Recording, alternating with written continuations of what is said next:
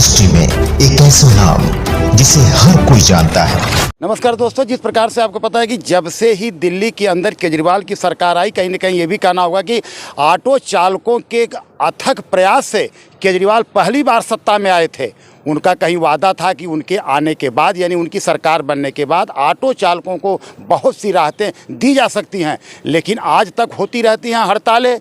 CNG का rate, कहीं ना कहीं अगर ऑटो की कीमत की बात करें तो उसका भी अलग रेट, परमिशन में परेशानी। जहां ऑनलाइन की बात करते हुए केजरीवाल जी अपने आप को वाहवाही लूटना चाहते हैं, वहीं हम जानना चाहेंगे जनशक्ति तिपहिया टैक्सी चालक संघ के महासचिव भाई वीर सिंह चौहान क्या कुछ कहते हैं ऑटो संबंधित जो उनकी समस्याएं हैं और जिसको अभी ये लोग को कोई राहत नहीं मिली।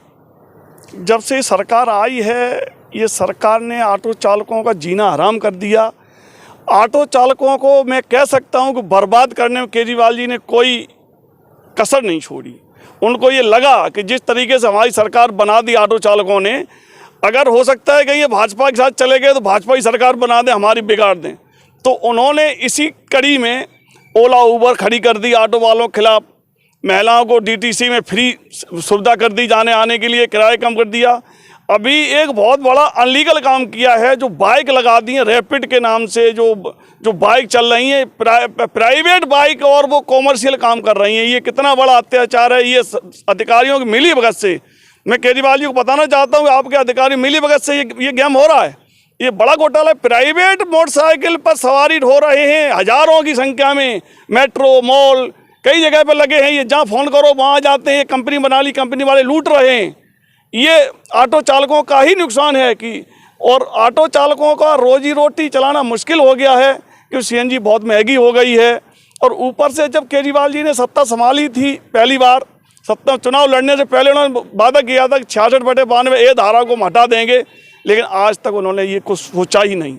यूनियन के तमाम यूनियन के लोगों ने कई बार धरना प्रदर्शन किए, कई बार ज्ञापन दिए, और ये पहली ऐसी सरकार है जिसने कि रजिस्टर्ड यूनियन के जो अध्यक्ष हैं, महासचिव हैं, किसी को नहीं बुलाया, किसी के सुनते ही नहीं है। तानाशाह हो गए, किसी की नहीं सुनते। ये सिर्फ अपने को चंद लोगों से ही मीटिंग करके सी कर देते हैं। अच्छा है बुरा है उन्हें कोई मतलब नहीं। इन्होंने ये कहा था ऑनलाइन पे, आपने देखा होगा बहुत पीठ थपथपाई थी कि अब ऑनलाइन कर दिया, अब आदमी घर बैठे काम करेगा। लेकिन ऑनलाइन फीस जो है ऑटो चालकों गले की फांस बन गई। ये ऑटो चालक पढ़ा लिखा न होने के कारण कोई फीस काट नहीं पाता। इतने उसमें कागज लोड होते हैं कि कोई पढ़ा लिखा भी नहीं काट पाता। इसके लिए लोग 300-400 रुपये पर फीस के लेते हैं। पहले क्या था कि एसपी कटने की 200 रुपये फीस थी, 200 रुपये अंदर दो, कागज दो, काम हो जाता था। आज 200 की जगह पे 500-600 रुपये लगते हैं एसपी की फीस कटवाने के लिए। परमिट रिन्यू के 800-900 रुपये लगते हैं। 520 की फीस है और 800 से कम कोई लेता नहीं। 300 रुपये लगभग मतलब जो है एक्स्ट्रा चला जाता है। और चौथी हमारी ये मांग है वेलफेयर बोर्ड। ऑटो चालकों का वेलफेयर बोर्ड जरूर बनना चाहिए। हम लोग स्वर्गीय श्रीमती शीला दीक्षित के कार्यकाल से मांग करते आ रहे हैं। उन्होंने कहा भी था एक बार केजरीवाल जी ने कि हम वेलफेयर बोर्ड बनाएंगे, लेकिन ये सब भूल गई। या तो केजरीवाल ये कहें कि हमने झूठ बोल के ऑटो वालों को वोट लिया, ऐसा नहीं करेंगे, वो भी नहीं कहते और कुछ करते भी नहीं। और हमारी एक मुद्दा है ऑटो रिक्शा। इसकी रियल कीमत 2,26,458 रुपये है, और परमिट भी इतनी बड़ी ब्लैक है कि 6,20,000 का परमिट बिक रहा है, लगभग 4 लाख रुपए ब्लैक परमिट। और सुप्रीम कोर्ट ने ये कहा था कि अगर 1 लाख परमिट पूरा होने के बाद जब सरकार आएगी हमारे पास तो परमिट को और बढ़ा देंगे, खोल देंगे, क्या बढ़ा देंगे। लेकिन केजरीवाल जा नहीं रहे। केजरीवाल से मैं प्यार से अनुरोध करता हूँ कि वो माननीय सुप्रीम कोर्ट के पास जाएँ और लगी हुई कैप को हटाएं, जिससे ये ऑटो परमिट आए, ऑटो ब्लैक होना बंद हो जाए। अब 6 लाख रुपए का ऑटो ड्राइवर खरीदता है, 6 लाख 6.5 लाख का, अब उसमें 1 लाख जमा करता है, 5.5 लाख का ब्याज 7-8 लाख बनता है। अगर टूट गई तो ऑटो का फाइनेंस का ही हो जाता है। तो इसलिए मांग करता हूँ इस ऑटो को भी रेट कम किए जाएँ, और साथ में महंगाई सीएनजी, डीजल, पेट्रोल ये भी कम किया जाए। और 2019 के बाद किराया बढ़ने जा रहा है। ऑटो चालकों को मैं इस बात के लिए खुशखबरी देना चाहता हूं कि आपका किराया जल्दी बढ़ जाएगा। माननीय प्रधानमंत्री जी ने ये हमारे लोगों की बात मानी, कमेटी बना दी है, किराया बढ़ जाएगा। जो जिस तरीके से केजरीवाल जी ने सीएनजी के रेट कम किए हैं, दारू एक के साथ एक बोतल फ्री अब भी मिल रही है कहीं कहीं, ऐसे ही सीएनजी पर रेट कम कर दें, सब्सिडी दे दें डीजल, पेट्रोल, सीएनजी पे, तो देश की जनता का भला हो जाएगा। तो मैं केजरीवाल से अनुरोध करता हूँ कि सब्सिडी भी दें और रेट ही बढ़ाएं, दोनों काम करें, इससे ऑटो चालक अपना भरण पोषण कर सके। ऑटो चालक बहुत परेशान। देखा आपने जिस प्रकार से भाई वीर सिंह चौहान जी अपनी बातों को रखें, लेकिन मैं आपको वहीं बता दूं कि 2,26,458 रुपया में मिलना चाहिए ऑटो, लेकिन लगभग 6 लाख तक पहुंच जाता है उसकी कीमत। यानी ये बिचौलिए जो 4 लाख के लगभग जो समथिंग है, जो पेमेंट की बात आती है, जो परमिशन की बात आती है, जिसे परमिट कहा जाता है, आखिर उसमें क्या है वह कारण कि एक ऑटो खरीदने वाले चालक को देना पड़ता है उसकी नाजायज़ कीमत।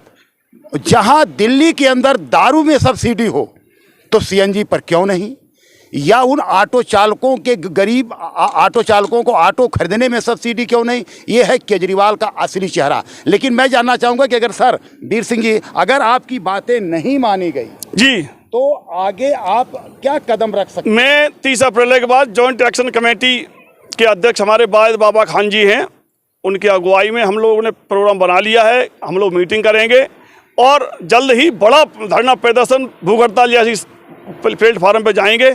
हम हड़ताल नहीं कराएंगे, हम ऑटो चालकों की रोजी रोटी खराब नहीं करेंगे, और हम जो है धरना प्रदर्शन करेंगे, सरकार को जगाएंगे, सरकार घेराव करेंगे, लेकिन हम हड़ताल नहीं करेंगे। ऑटो चालकों को हम परेशान नहीं करेंगे। हाँ, हम ज़्यादा करेंगे तो ऑटो चालकों को कहेंगे अपने हाथ में काली पट्टी बांध के विरोध दर्ज कराएं, जनता की सेवा करें। गर्मी बहुत है, जनता को परेशान नहीं करना चाहते हैं, तो सरकार से हम चाहते हैं कि बिना धरना प्रदर्शन के, पुतला दहन के, वो हमारी समस्या को सुन ले।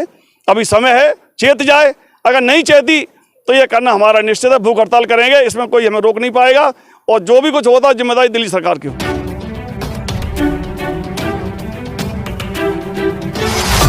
मीडिया इंडस्ट्री में एक ऐसा नाम जिसे हर कोई जानता है,